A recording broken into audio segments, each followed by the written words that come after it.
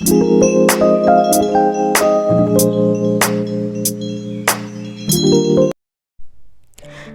আমি আপনাদের একটা গল্প শোনাবো। গল্পটাতে এক বাবা তার ছেলে ও মেয়েকে ঘুম পাড়ানোর চেষ্টা করছে। তাহলে গল্পটা শুরু করি।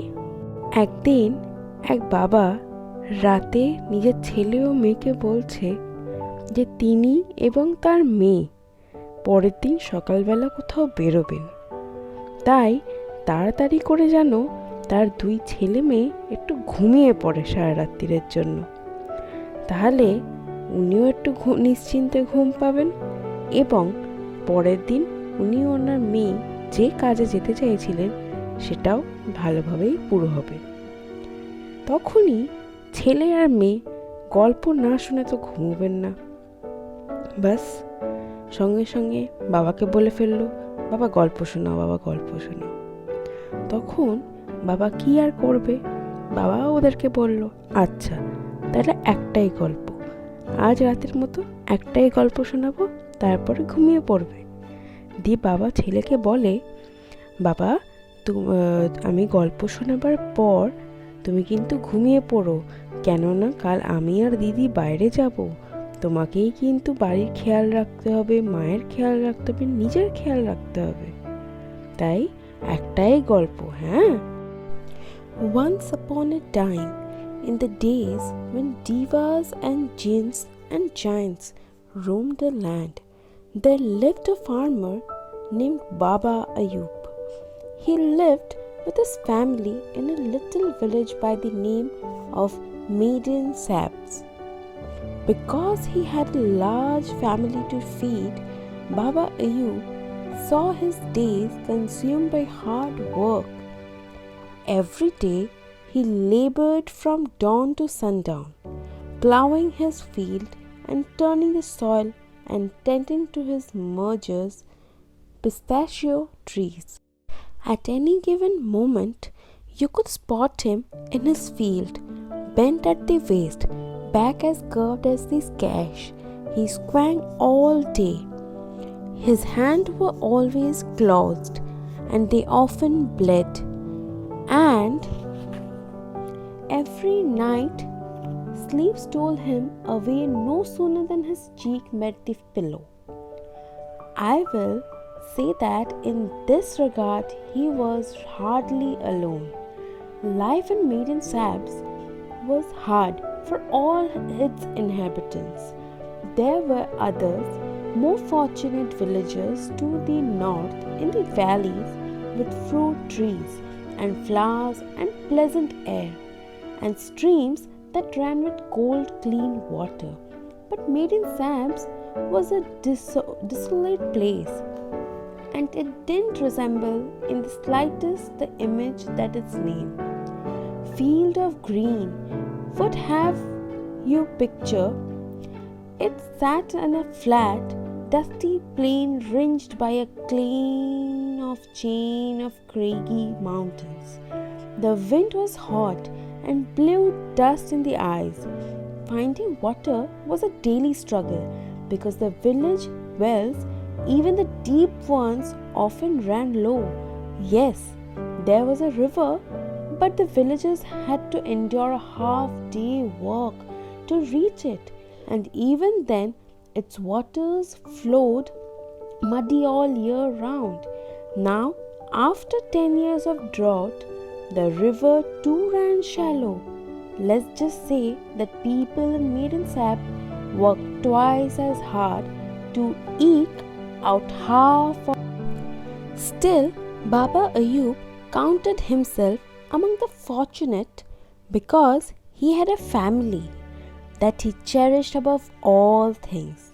He loved his wife and never raised his voice to her, much less his hand. He valued her console and found genuine pleasure in her companionship. As for children, he was blessed with as many as a hand has fingers, 3 sons and 2 daughters, each of whom he loved dearly. His daughters were dutiful and kind and of good character and repute. To his sons, He had taught already the values of honesty, courage, friendship, and hard work without complaint. They obeyed him as good sons must do and helped their father with his crops. Though he loved all his children, but Baba Ayub privately had a unique fondness for one among them, his youngest Quays, who was 3 years old. Quays was a little boy with dark blue eyes. He charmed anyone who met him with his devilish laughter. He was also one of those boys so bursting with energy that he drained others of theirs.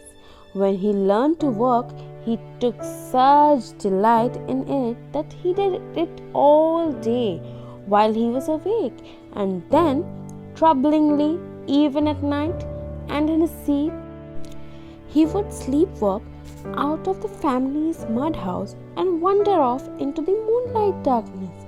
Naturally, his parents were worried. What if he fell into a well, or got lost, or worst of all, was attacked by one of the creatures lurking the plains at night? They took stabs at many remedies, none of which worked. In the end, the solution Baba Ayub found was a simple one. As the best solution often are, he removed a tiny bell around the neck of one of his goats and hung it instead around Quay's neck. This way, the bell would wake someone if Quays were to rise in the middle of the night. The sleepwalking stopped after a time, but Quays grew attached to the bell and refused to part with it. And so, even though it didn't serve its original use, the bell remained fastened to the string around the boy's neck. When Baba Ayub came home after a long day's work, Quays would run from the house face first into his father's belly, the bell jingling with each of his tiny steps.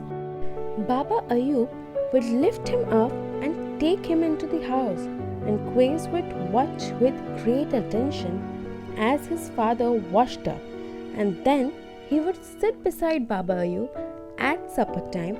After they had eaten, Baba Ayub would sip his tea, watching his family, picturing a day when all of his children married and gave him children of their own, when he would be proud patriarch to an even greater brood.